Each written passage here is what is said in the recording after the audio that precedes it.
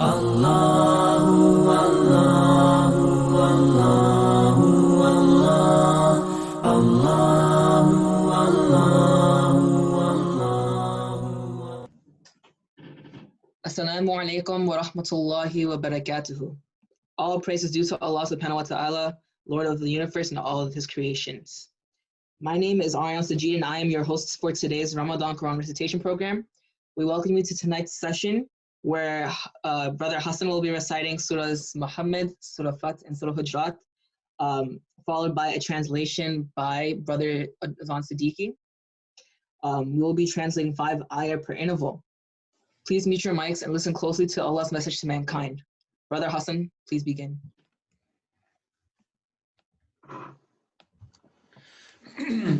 أعوذ بالله من الشيطان الرجيم بسم الله الرحمن الرحيم الذين كفروا وصدوا عن سبيل الله أضل أعمالهم والذين آمنوا وعملوا الصالحات وآمنوا بما نزل على محمد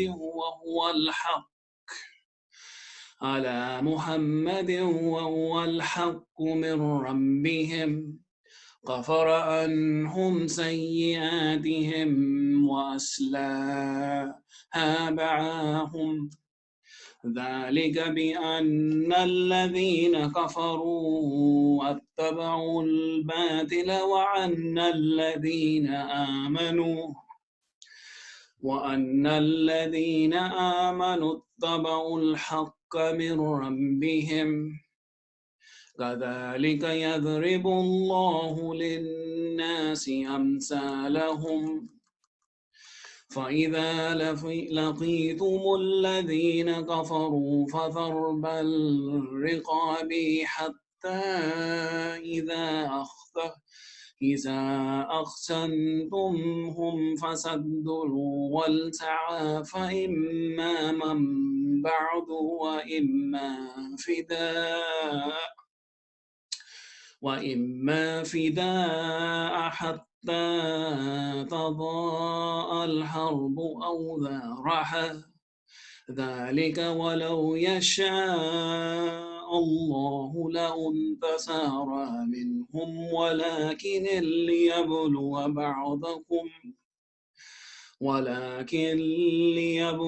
بعضكم ببعض والذين قتلوا في سبيل الله فلن يذل أعمالهم سيهديهم ويصلح بالهم.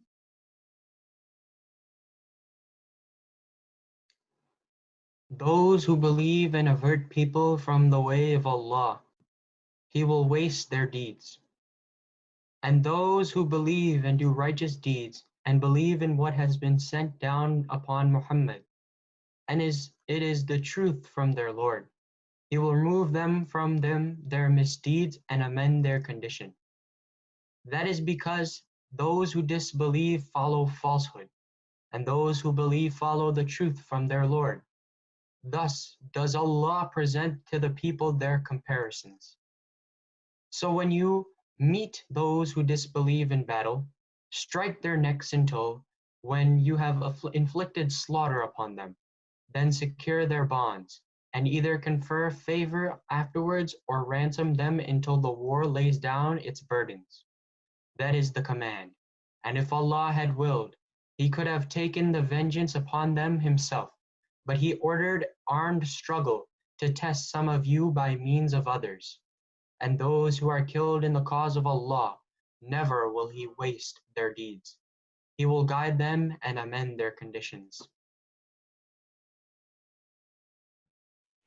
ويدخلهم الجنة عرفها لهم يا أيها الذين آمنوا إن تنظروا الله ينظركم ويثبت أقدامكم والذين كفروا فتعسا لهم وأذل أعمالهم ذلك بأنهم كرهوا ما أنزل الله فأحبط أعمالهم أفلم يسيروا في الأرض فينظروا كيف كان عاقبة الذين من قبلهم دمر الله عليهم وللكافرين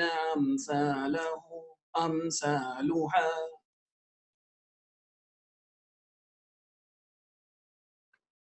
And admit them to paradise, which he has made known to them. O you who have believed, if you support Allah, he will support you and plant firmly your feet.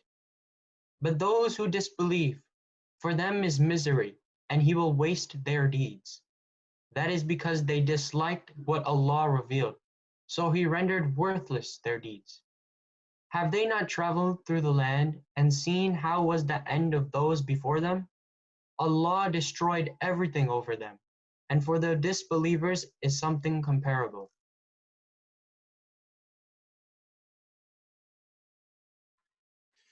ذلك بأن الله مولى الذين آمنوا وأن الكافرين لا مولى لهم إن الله يدخل الذين آمنوا وعملوا الصالحات جنات تجري من تحتها الأنهار والذين كفروا يتمتعون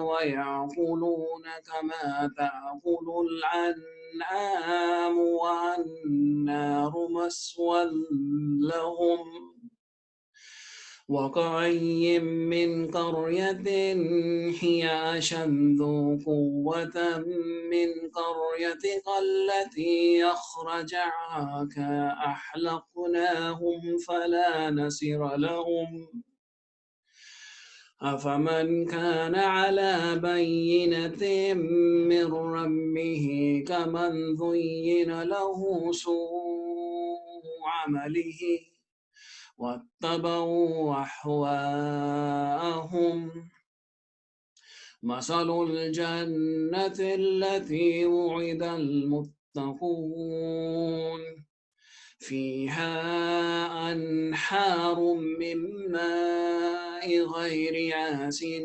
وأنهار من لبن لم يتغير طعمه وأنهار من خمر لذة للشرابين وأنهار من عسل مصفى ولهم فيها من كل الثمرات ومغفرة من ربهم كمن هو خالد في النار وسقوا ماء حميما فقطع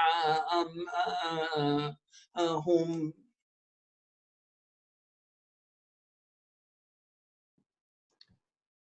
That is because Allah is the protector of those who have believed, and because the disbelievers have no protector. Indeed, Allah will admit those who have believed and done righteous deeds to gardens beneath which rivers flow. But those who disbelieve enjoy themselves and eat as grazing livestock eat, and the fire will be a residence for them. And how many a city was stronger than your city, Mecca, which drove you out? We destroyed them, and there was no helper for them. So is he who is on clear evidence from his Lord, like him to whom the evil of his work has been made attractive, and they follow their own desires. Is the description of paradise, which the righteous are promised, wherein are rivers of water unaltered, rivers of milk, the taste of which never changes, rivers of wines delicious to those who drink, and rivers of purified honey, in which they will have from all kinds of fruits and forgiveness from their Lord, like that of those who abide eternally in the fire and are given to drink scalding water that will sever them in their intestines. ومنهم من يستمع إليك حتى إذا خرجوا من عندك قالوا للذين أوتوا العلم ماذا قال آنفا أولئك الذين تبعوا الله على قلوبهم واتبعوا أهواءهم والذين اهتدوا زادهم هدى وآتاهم تقواهم فهل ينظرون إلا الساعة أن تأتيهم بغتة فقد جاء أشرطها فأنى لهم إذا جاءتهم ذكرهم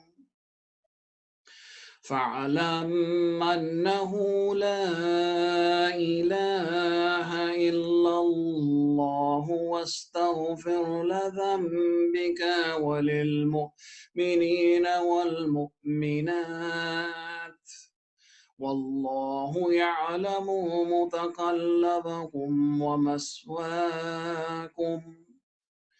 ويقول الذين آمنوا لولا نزلت سورة فإذا أنزلت سورة محكمات وذكر فيها القتال رأيت الذين في قلوبهم مرض ينظرون إليك نظر المرجع عليه من الموت فأولى لهم.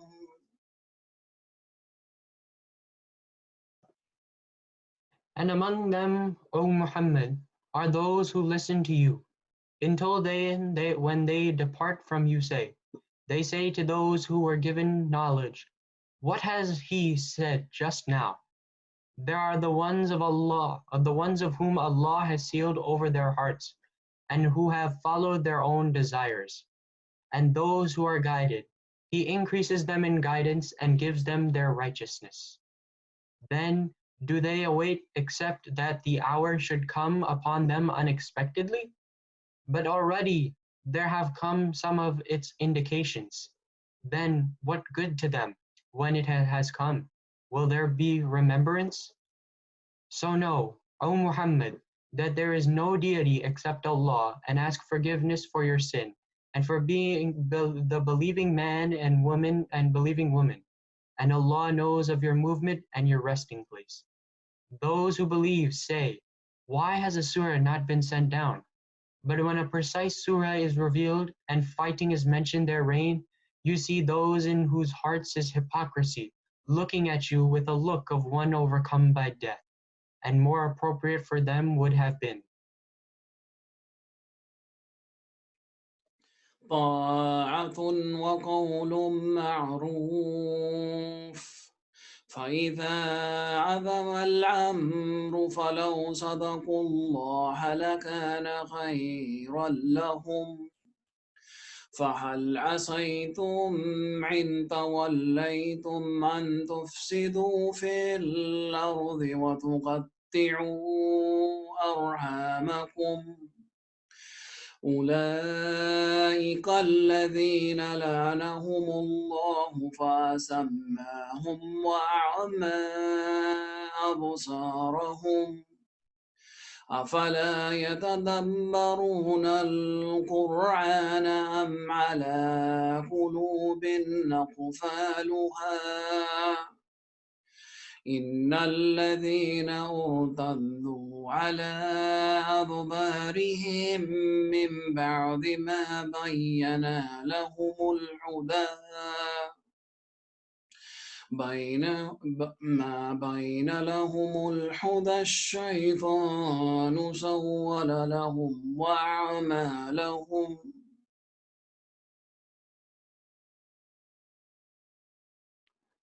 Obedience and good words. When the matter of fighting was determined, if they had been true to Allah, it would have been better for them. So, would you perhaps, if you turned away, cause corruption on earth and sever your ties of relationship? Those who do so are the ones that Allah has cursed.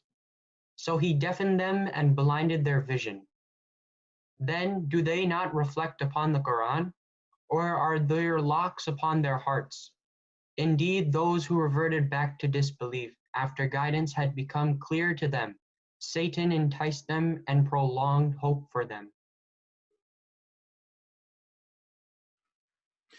ذلك بأنهم قالوا للذين كرهوا ما نزل الله سنطيعكم في بعض الأمر والله يعلم إسرارهم فكيف إذا توفيتم الملائكة يضربون وجوههم وأدبارهم ذلك بأنهم اتبعوا ما أسخط الله وكارهوا رضوانه فأحبط أعمالهم أم حسب الذين في قلوبهم مرض أن لن يخرج الله أثغانهم ولو نشاء لعريناكهم فلعرفناهم بسيماهم ولا تعرفنهم في لحن القول والله يعلم أعمالكم.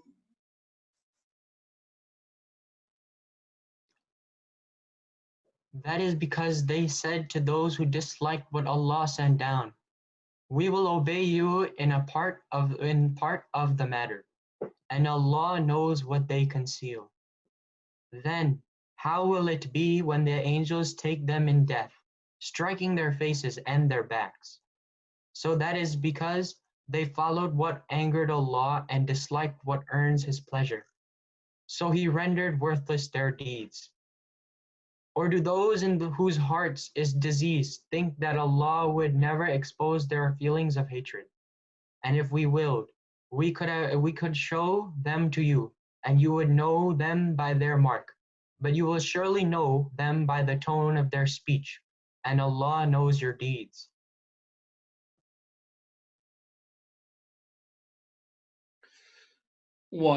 ولنبلونكم حتى نعلم المجاهدين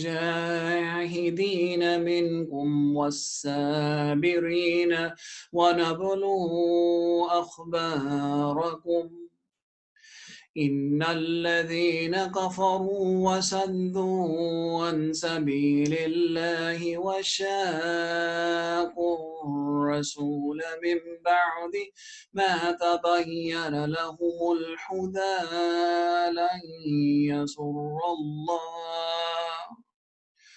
لن يسر الله شيئا وسيحبط أعمالهم. يا أيها الذين آمنوا أطيعوا الله وأطيعوا الرسول ولا تبطلوا أعمالكم إن الذين كفروا وصدوا عن سبيل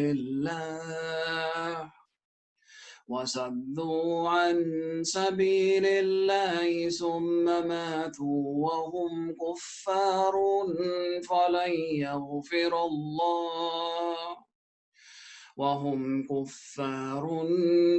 يغفر الله لهم فلا تهنوا وتمنوا إلى السلم وأنتم الأعلون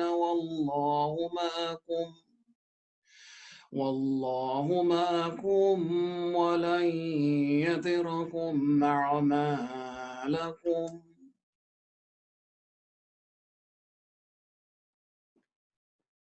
And we will surely test you until we make evident those who strive among you for the cause of Allah and the patient, when we will test your affairs. Indeed, those who disbelieved and averted people from the path of Allah and opposed the messenger after guidance had become clear to them. Never will they harm Allah at all, and He will render worthless their deeds. O you who have believed, obey Allah and obey the messenger, and do not invalidate your deeds. Indeed, those who disbelieved and averted people from the path of Allah and then died while they were disbelievers, never will Allah forgive them. So do not weaken and call for peace while you are superior, and Allah is with you and will never deprive you of the reward of your deeds. إنما الحياة الدنيا لعب ولهم وإن تؤمنوا وتتقوا يعطكم أجوركم ولا يسألكم أموالكم إن يسألكموها فيحفكم تبخلوا ويخرج أصغانكم ها أنتم هؤلاء تدعون لتنفقوا في سبيل الله فمنكم من يبخل ومن يبخل فإنما يبخل عن نفسه والله الغني وأنتم الفقراء وإن تتولوا يستبدل قوما غيركم ثم لا يكونوا أمثالكم.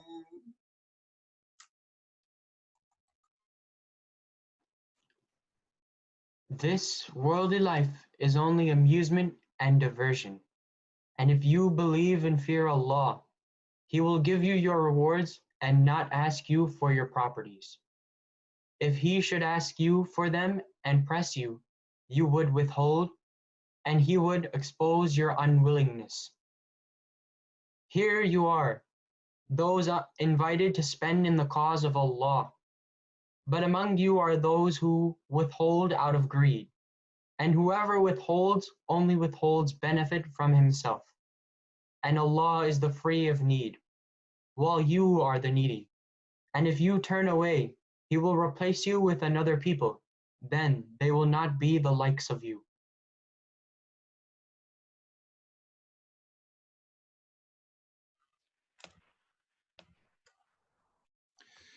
بسم الله الرحمن الرحيم إن فتحنا لك فتحا مبين ليغفر لك الله ما تقدم من ذنبك وما تأخر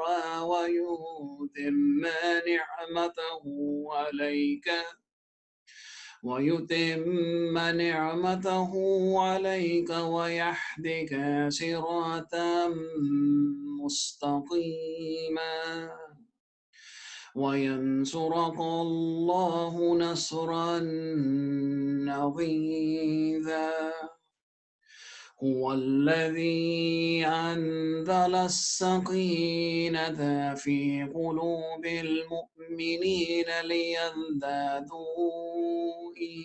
ليزدادوا إيمانا مع إيمانهم ولله جنود السماوات والأرض وكان الله عليما حكيما ليدخل المؤمنين والمؤمنات جنات تجري من تحتها الأنهار خالدين فيها ويكفر عنهم سيئاتهم وكان ذلك عند الله فوزا عظيما.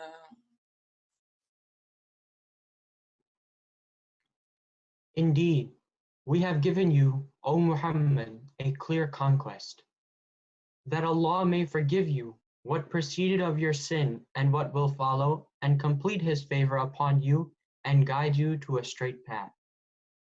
And that Allah may aid you with a mighty victory.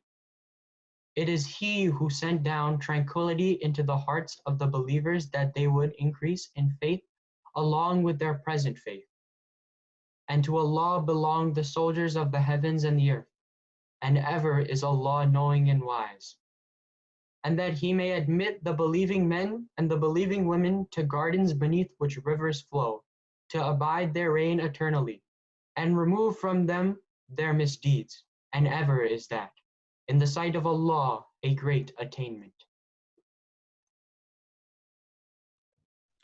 ويؤذب المنافقين والمنافقات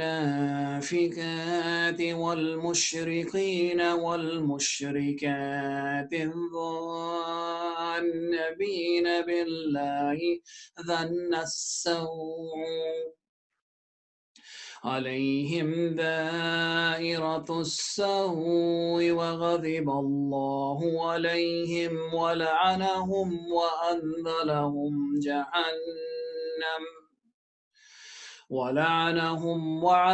لهم جهنم وساءت مسيرا. ولله جنود السماوات والأرض وكان الله عزيزا حكيما. إنا أرسلناك شاهدا ومبشرا ونذيرا لتؤمنوا بالله ورسوله وتوذروه وتوقروه وتسبحوه بكرة وأصيلا. إن الذين يبايعونك إنما يبايعون الله يد الله فوق أيديهم فمن نقص فإنما ينقص على نفسه ومن أوفى بما عاهد عليه الله فسيؤتيه أجرا عظيما. And that He may punish the hypocrite men and hypocrite women, and the polytheistic men and polytheist women, those who assume about Allah an assumption of evil nature. Upon them is a misfortune of evil nature, and Allah has become angry with them, and has cursed them and prepared for them hell, and evil it is as a destination. And to Allah belong the soldiers of the heavens and the earth, and ever is Allah exalted in might and wise. Indeed, we have sent you as a witness and a bringer of good tidings and a warner, that you people may believe in Allah and His Messenger, and honor Him, and respect the Prophet, and exalt Allah morning and afternoon. Indeed, those who pledge allegiance to you, O Muhammad, they are actually pledging allegiance to Allah. The hand of Allah is over their hands. So he who breaks his word only breaks it to the detriment of himself. And he who fulfills that which he has promised Allah, He will give him a great reward.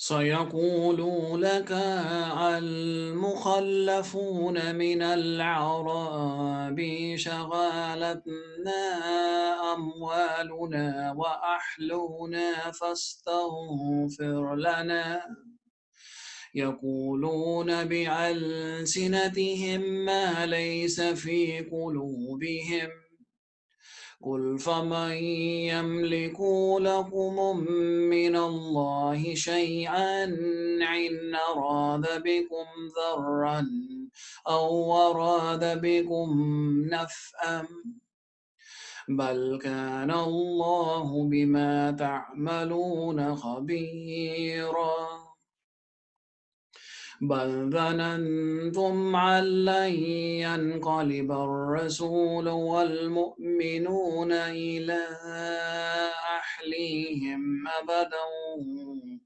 وزين ذلك في قلوبهم وظننتم ظن السوء وكنتم قوما بورا ومن لم يؤمن بالله ورسوله فإنا أعتدنا للكافرين سعيرا ولله ملك السماوات والأرض يغفر لمن يشاء ويؤذب من يشاء وكان الله غفورا رحيما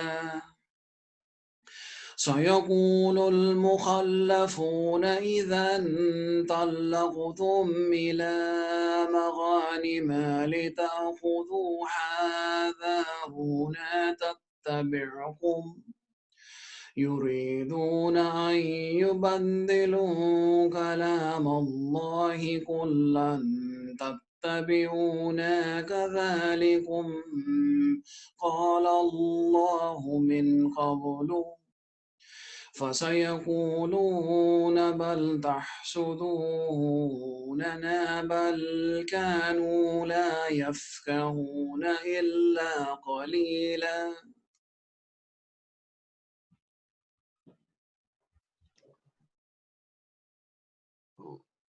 Those who remain behind of the Bedouins will say to you, our properties and our families occupied us. So ask forgiveness for us. They say with their tongues what is not within their hearts. Say, then who could prevent Allah at all if he intended for you harm or intended for you benefit? Rather, ever is Allah with what you do acquainted.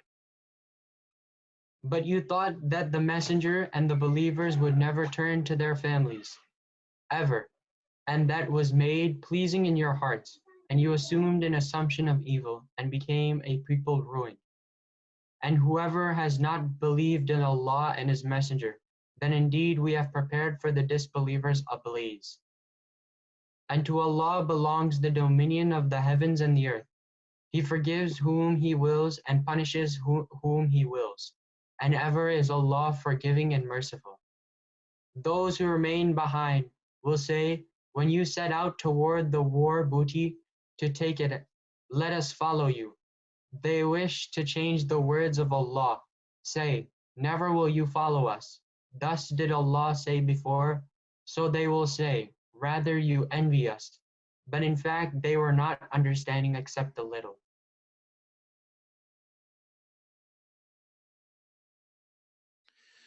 قل للمخلفين من الأعراب ستدعون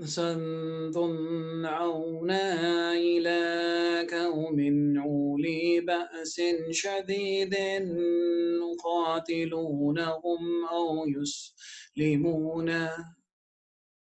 يقاتلونهم أو يسلمون فإن تطيعوا يعطيكم الله أجرا حسنا وإن تتولوا كما توليتم من قبل يعذبكم عذابا أليما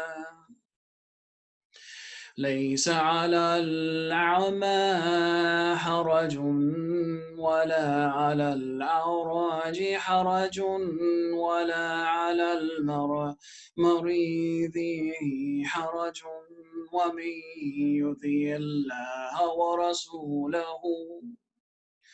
ومن يطع الله ورسوله يدخله جنات تجري من تحتها الأنهار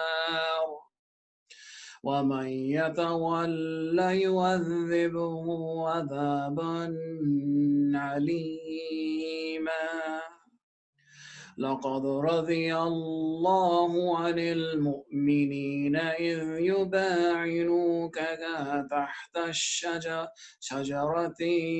فعلم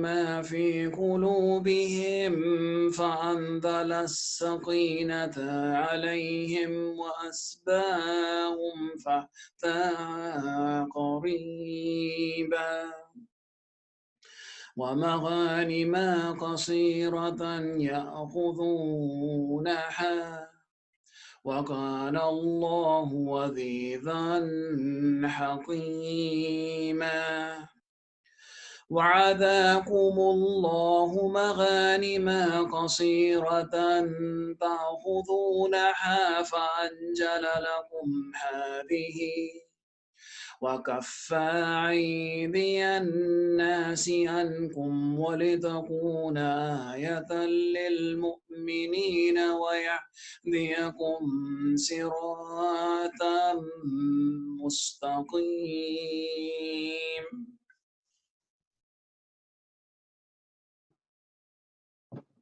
Say to those who remain behind of the Bedouins, you will be called to face a people of great military might. You may fight them, or they will submit. So if you obey, Allah will give you a good reward. But if you turn away as you turned away before, He will punish you with a painful punishment. There is not upon the blind any guilt, or upon the lame any guilt, or upon the ill any guilt for remaining behind. And whoever obeys Allah and His Messenger, He will admit him to gardens beneath which rivers flow. But whoever turns away, He will punish him with a painful punishment. Certainly was Allah pleased with the believers when they pledged allegiance to you, O Muhammad, under the tree, and He knew what was in their hearts, so He sent down tranquility upon them and rewarded them with an imminent conquest and much war booty which they will take. And ever is Allah exalted in might and wise. Allah has promised you much loot that you will take in the future, and has hastened for you this victory, and withheld the hands of people from you, that it may be a sign for the believers, and that He may guide you to a straight path.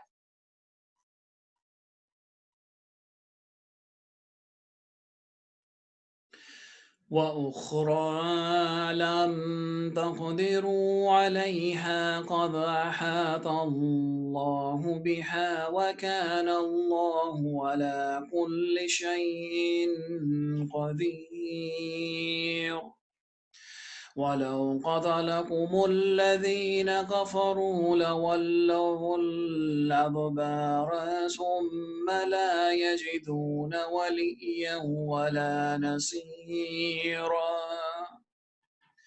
سنة الله التي قد خلت من قبل ولن تجد لسنة الله تبديلا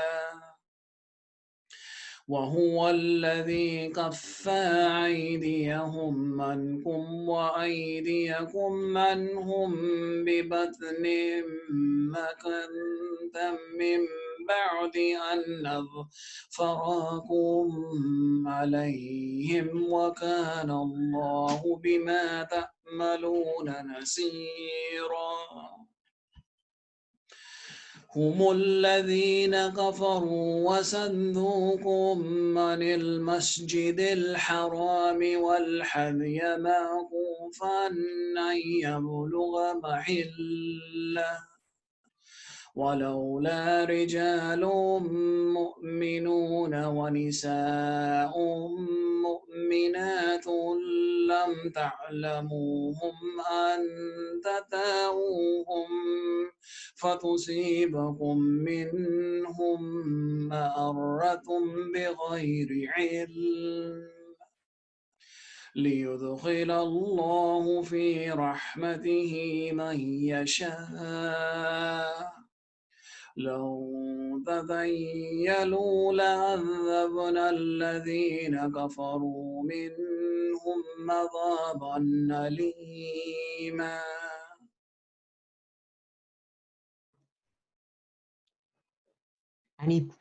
And he promises other victories that you were so far unable to realize, which Allah has already encompassed.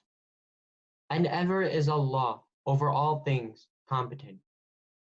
And if those Meccans who disbelieve had fought you, they would have turned their backs in flight. Then they would not find a protector or a helper. This is the established way of Allah, which has occurred before, and never will you find in the way of Allah any change. And it is He who withheld their hands from you and your hands from within the area of Mecca after He caused you to overcome them. And ever is Allah for of what you do, seeing. They are the ones who disbelieved and obstructed you from al-Masjid al-Haram, while the offering was prevented from reaching its place of sacrifice. And if not for believing men and believing women whom you did not know, that you might trample them, and there would befall you because of them dishonor, without your knowledge. You would have been permitted to enter Mecca. This was so that Allah might admit to His mercy whom He willed. If they had been apart from them, we would have punished those who disbelieved among them with a painful punishment.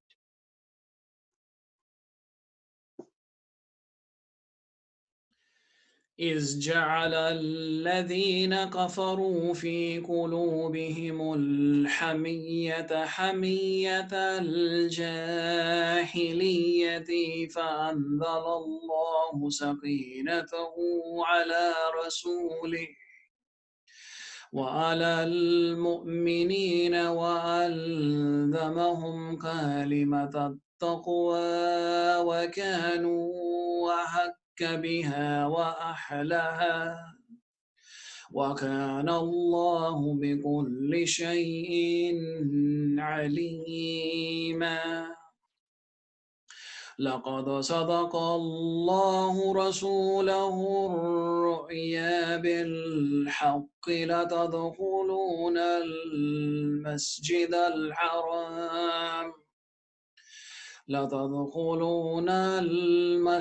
الحرام إن شاء الله آمنين محلقين رؤوسكم ومقصرين لا تخافون فعلم ما لم تعلموا فجعل من دون ذلك فتحا قريبا. هو الذي أرسل رسوله بالهدى ودين الحق ليظهره على الدين كله وكفى بالله شهيدا. محمد رسول الله والذين معه أشداء على الكفار رحماء بينهم تراهم ركعا سجدا بيتغوا فضلا من الله ورضوانا سيماهم في وجوههم من أثر السجود ذلك مثلهم في التوراة ومثلهم في الإنجيل كزرع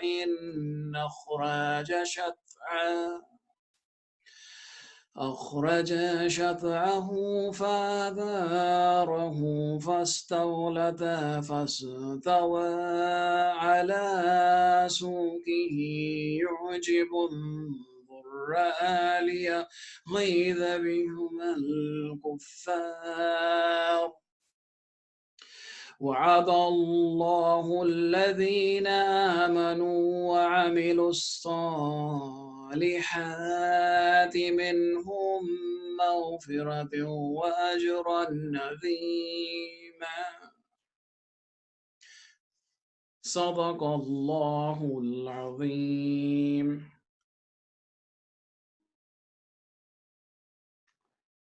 When those who disbelieved had put into their hearts chauvinism, the chauvinism of the time of ignorance, but Allah sent down His tranquility upon His messenger and upon the believers and imposed upon them the word of righteousness.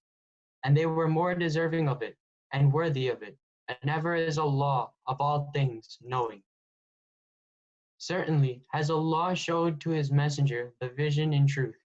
You will surely enter al-Masjid al-Haram, if Allah wills, in safety, with your heads shaved and hair shortened, not fearing anyone. He knew what you did not know and has arranged before that a conquest near at hand.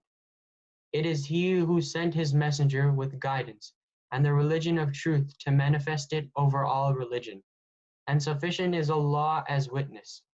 Muhammad is the messenger of Allah, and those with him are forceful against the disbelievers, merciful among themselves. You see them bowing and prostrating in prayer, seeking bounty from Allah and His pleasure. Their mark is on their faces from the trace of prostration.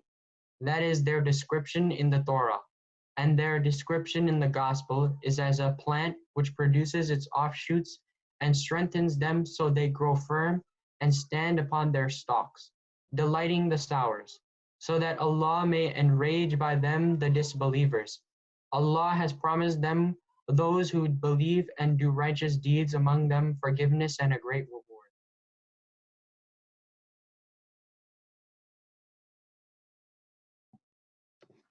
MashaAllah, a beautiful session comes to an end. We thank Brother Shah and Brother Siddiqui for an amazing reflection of the Quran. May Allah accept their efforts. We hope that you liked today's session and will continue tomorrow for another session. You can also find all of our recordings on our YouTube channel titled Islam 200. We end tonight's session with an adhan done by myself. Jazakallah khair.